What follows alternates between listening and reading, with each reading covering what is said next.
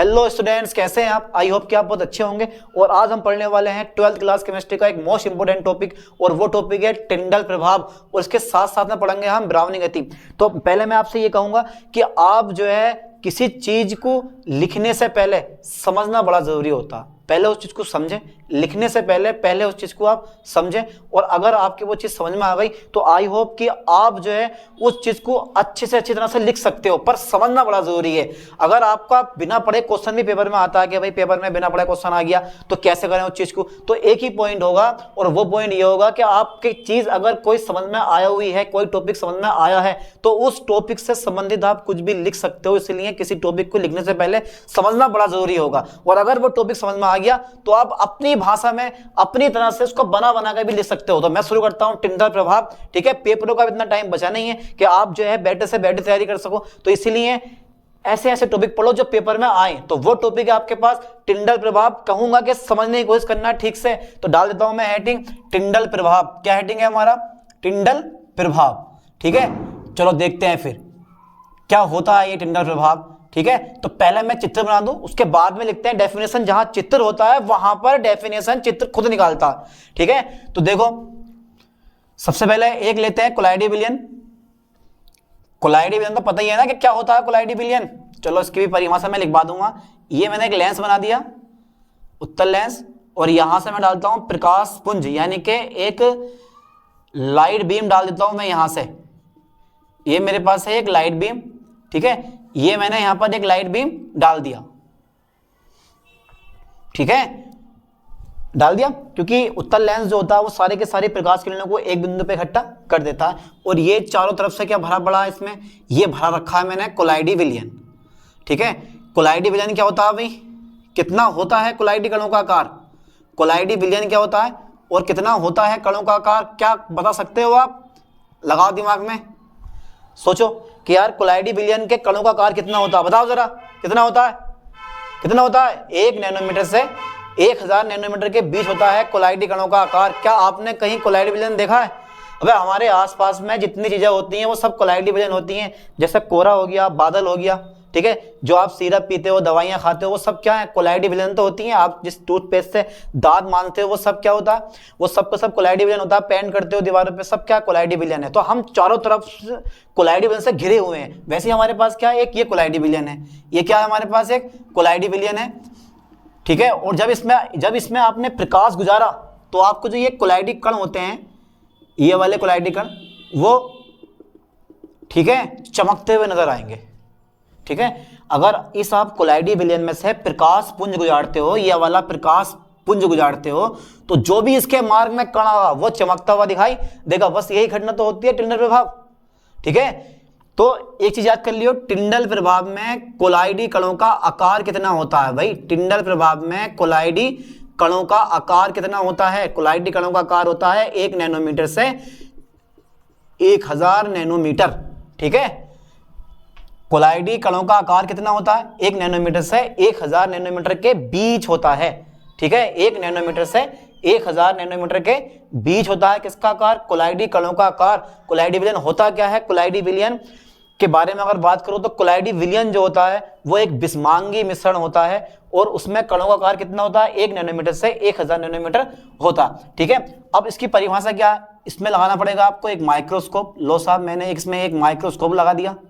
Microscope मतलब सूक्ष्मदर्शी लगा दी इसको देखने के लिए। ये मेरे पास है सूक्ष्मदर्शी, और यहां से जो है मैं इस आंख से इसको देखूंगा सूक्ष्मदर्शी को इस टाइप से। ठीक है, तो ये जो प्रकाश पुंज का मार्ग है वो आपको चमकता हुआ दिखाई देगा। ठीक से पढ़ लो, चमकता हुआ दिखाई देगा। अब देखो मैं लिख रहा हूं इसकी परिभाषा, एक छोटी सी परिभाषा इसकी आएगी कि भाई किसी कोलाइडी विलयन में से, अगर खुद लिख सको तो खुद लिख के देखो, एक बार कोशिश करो लिखने की, पहले तो समझो, और अगर ना समझ में आ रहा हो तो उसको लिखने की कोशिश करो। ठीक है, तो देखो जरा ध्यान से, किसी कोलाइडी विलयन में से, कौन सा विलयन है? ये वाला, यहां दे दिया हूं मैं इसको कोलाइडी विलयन, नाम दे दिया मैंने इसको कोलाइडी विलयन। ठीक है, किसी कोलाइडी विलयन में से प्रकाश पुंज गुजारकर प्रकाश पुंज के लंबवत देखने पर वही प्रकाश पुंज का मार्ग चमकता हुआ दिखाई देता है। और यही घटना क्या होती है आपके पास? टिंडल प्रभाव होती है। क्या कौन सी घटना होती है? टिंडल प्रभाव होती है। तो किसी कोलाइडी विलयन में से किसी कोलाइडी विलयन में से, लिख देता हूं मैं इसकी परिभाषा, किसी कोलाइडी विलयन में से, किसी कोलाइडी विलयन में से, ठीक है भाई, में से प्रकाश पुंज गुजार कर, प्रकाश पुंज गुजार कर, प्रकाश पुंज गुजार कर, ठीक है, लंबवत देखने पर, लंबवत देखने पर, लंबवत देखने पर प्रकाश पुंज का मार्ग, प्रकाश पुंज का मार्ग चमकता हुआ दिखाई देता है, चमकता हुआ दिखाई देता है, चमकता हुआ दिखाई देता है। क्या बोलते हैं इस घटना को? इस घटना को टिंडल प्रभाव कहते हैं, इस घटना को टिंडल प्रभाव कहते हैं। बस एक छोटी सी परिभाषा आ गई, इस घटना को हम टिंडल प्रभाव कहते हैं। आई होप कि ये टॉपिक आपके समझ में आ गया होगा। समझने की कोशिश करें ठीक से। किसी कोलाइडी विलयन में से प्रकाश पुंज गुजार कर लंबवत देखने पर प्रकाश पुंज का मार्ग चमकता हुआ दिखाई देता है। इस घटना को हम क्या बोलते हैं? टिंडल प्रभाव कहते हैं। अगर बात करोगे अंधेरे की, तो अंधेरे में ये जो तुम्हारे पास मार्ग होता है ये शंकुआकार दिखाई देता है, यानी कि कोनिकल दिखाई देता है। कोनिकल मतलब समझते हो ना, आइसक्रीम आपने बहुत खाई है, तो आइसक्रीम कैसी होती है? कोनिकल होती है, यानी कि जो सोपती वगैरह आती है कोनिकल होती है। ठीक है, तो मैं यहां लिख देता हूं कि अंधेरे में प्रकाश पुंज का मार्ग, अंधेरे में प्रकाश पुंज का मार्ग शंकुआकार दिखाई देता है, शंकुआकार दिखाई देता है। अंधेरे में प्रकाश पुंज का मार्ग शंकुआकार दिखाई देता है। ठीक है, जिसे हम बोलते हैं टिंडल शंकु, जिसे हम क्या बोलते हैं? जिसे हम कहते हैं टिंडल शंकु। क्या कहते हैं? टिंडल शंकु कहते हैं, जिसे टिंडल शंकु कहते हैं। बोलो यहां तक क्लियर हो जाएगा।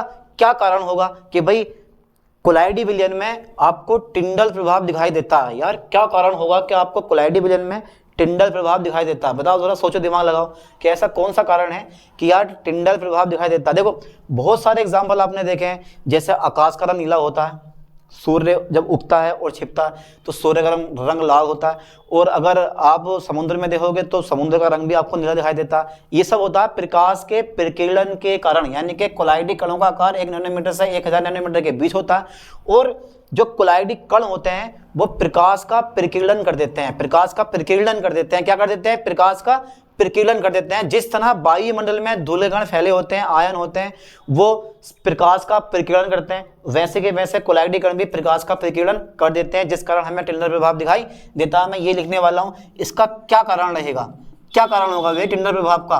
तो मैं यहां लिख देता हूं कि भैया कोलाइडी कण प्रकाश का, किसका? कोलाइडी कण प्रकाश का प्रकीर्णन कर देते हैं, कोलाइडी कण प्रकाश का प्रकीर्णन कर देते हैं, जिस कारण टिंडल प्रभाव दिखाई देता है, जिस कारण टिंडल प्रभाव दिखाई देता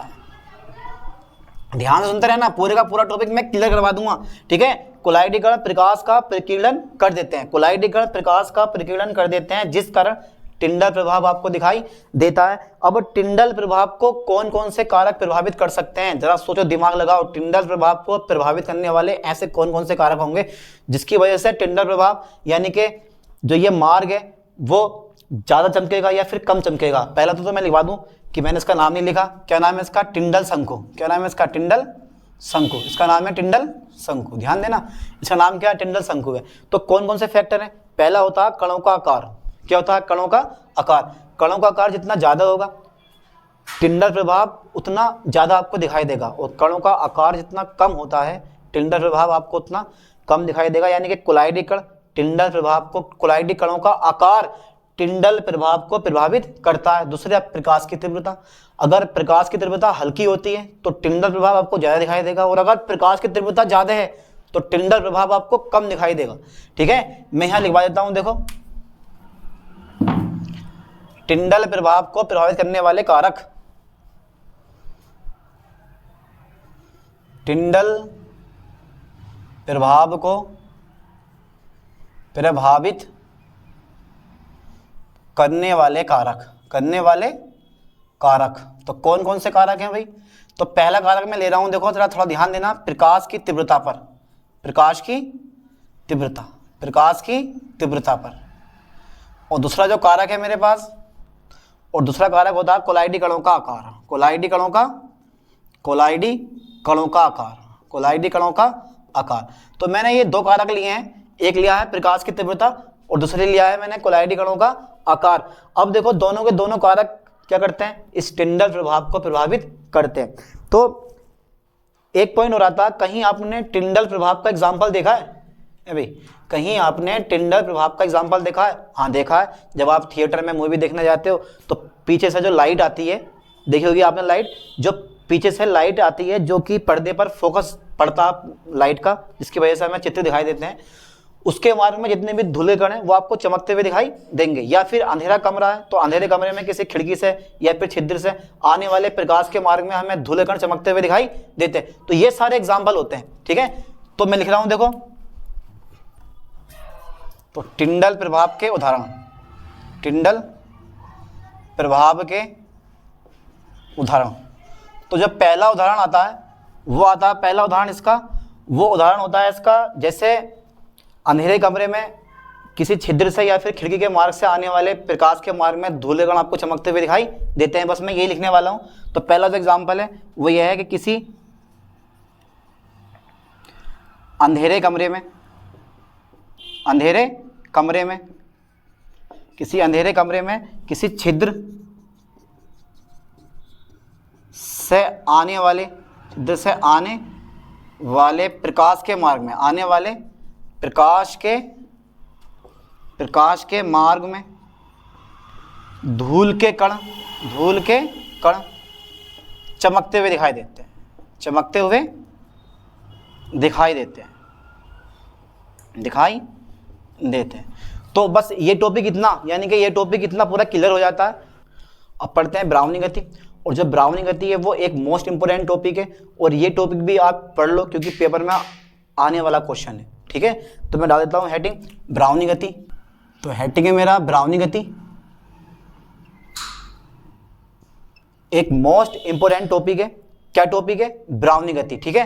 तो ब्राउनी गति के बारे में अगर आप पढ़ोगे तो सबसे पहले एक पॉइंट याद कर लो, और वो पॉइंट ये होगा कि कोलाइडी कणों की टेढ़ी मेढ़ी और अनियमित गति को हम ब्राउनी गति कहते हैं। बिल्कुल शॉर्ट भाषा है, आराम से क्लियर कर लोगे, यानी कि याद कर लोगे इस चीज को कि कोलाइडी विलयन में, कोलाइडी विलयन में कोलाइडी कणों की, कोलाइडी विलयन में कोलॉइडी कणों की, कोलाइडी कणों की टेढ़ी मेढ़ी, टेढ़ी मेढ़ी तथा अनियमित गति को, तथा अनियमित गति को हम क्या बोलते हैं? अनियमित गति को ब्राउनी गति कहते हैं, ब्राउनी गति कहते हैं, गति कहते हैं, ठीक है। कोलाइडी विलयन में कोलाइडी कणों की टेढ़ी मेढ़ी तथा अनियमित गति को ब्राउनी गति कहते हैं। क्या ये परिभाषा याद हो जाएगी? छोटी सी परिभाषा, आराम से क्लियर कर लो। क्या परिभाषा? कोलाइडी विलयन में कोलाइडी कणों की टेढ़ी मेढ़ी तथा अनियमित गति को ब्राउनी गति कहते हैं। इस टाइप से देखो, इसका चित्र भी बड़ा ईजी होता है, आराम से आप बना सकते हो ये। और ये होते हैं कोलाइडी कण, ये आपको कोलाइडी कण यहाँ पर दिखाई देंगे कुछ इस टाइप से। ये सब क्या है? आपके कोलाइडी कण होते हैं, और यही है हमारी ब्राउनी गति। ये क्या है? ब्राउनी गति। क्या रीजन क्या होगा ब्राउनी गति का? क्या कारण होगा ब्राउनी गति होती है? तो भाई कोलाइडी विलयन में एक होता है परिचित प्रवस्था और एक होता है परिक्षेपण माध्यम। परिचित प्रवस्था मतलब जैसे कि मान लो कोहरा है, कोहरा जब आप देखते हो तो कोहरा सबने देखा होगा। चलो बादल का एग्जांपल लेते हैं। बादल जो होते हैं आपको गैस फॉर्म में दिखाई देते हैं ऊपर तैरते हुए, तो वो परिक्षेपण माध्यम वहां पे गैस होता है, लेकिन उसके अंदर छिपा क्या होता है? उसके अंदर छिपा होता है जल। तो वो होती है परिचित प्रवस्था, यानी कि जो चीज छिपी होती है वो होती है परिचित प्रवस्था, और जो चीज आपको दिखाई देती है वो होता है परिक्षेपण माध्यम। यानी कि बादल में जो दिखाई दे रहा है आपको वो गैस दिखाई दे रही है, तो वो तो परिक्षेपण माध्यम है, लेकिन उसके अंदर छिपा क्या है? उसके अंदर छिपा है जल, वो होती है परिचित प्रवस्था, ठीक है। तो ध्यान देना है। तो कारण क्या होगा इसका? मेनली ब्राउनी गति का कारण क्या कारण होगा ब्राउनी गति का? तो ब्राउनी गति का एक मुख्य कारण यह होता है कि भाई परिक्षेपण माध्यम के अणु, परिक्षेपण माध्यम के अणु, परिक्षेपण माध्यम के अणुओं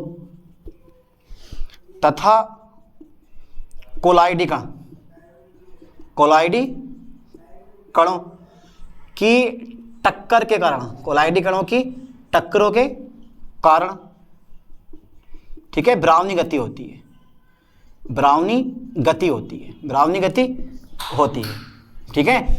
एक चीज और बता रहा हूं तुम्हें, देखो ध्यान से, ब्राउनी गति को प्रभावित करने वाले कारक, ब्राउनी गति को प्रभावित करने वाले कारक, प्रभावित करने वाले कारक कौन कौन से कारक ऐसे होंगे जो ब्राउनी गति को प्रभावित करेंगे। तो मैं 2 कारक लिखवाऊंगा, ज्यादा नहीं। जितना आप टेम्परेचर बढ़ाओगे, यानी कि कोलाइडी विलयन का जब आप टेम्परेचर बढ़ाते हो तो ब्राउनी गति भी बढ़ती है। और दूसरा पॉइंट ये होता है, कण जो होते हैं, जो कोलाइडी कण होते हैं, कोलाइडी कणों के आकार के व्युत्क्रमानुपाती होती है, यानी कोलाइडी कणों का आकार बढ़ने पर ब्राउनी गति अपने आप घट जाती है। व्युत्क्रमानुपाती, कणों का आकार ज्यादा कर दोगे तो ब्राउनी गति कम हो जाएगी, और कणों का आकार छोटा कर दोगे तो ब्राउनी गति बढ़ जाएगी। तो भैया पहला पॉइंट मेरे पास है, ताप बढ़ाने पर, क्या करने पर, ताप बढ़ाने पर ब्राउनी गति बढ़ती है, ताप बढ़ाने पर ब्राउनी गति में वृद्धि होती है, ब्राउनी गति में वृद्धि होती है, ठीक। सेकंड पॉइंट क्या है इसका, भाई सेकंड पॉइंट मैं इसका लेता हूं, तो सेकंड पॉइंट मेरे पास होता है, सेकंड पॉइंट मेरे पास होता है भाई, कोलाइडी कणों का आकार बढ़ने पर, कोलाइडी कणों का आकार बढ़ने पर ब्राउनी गति,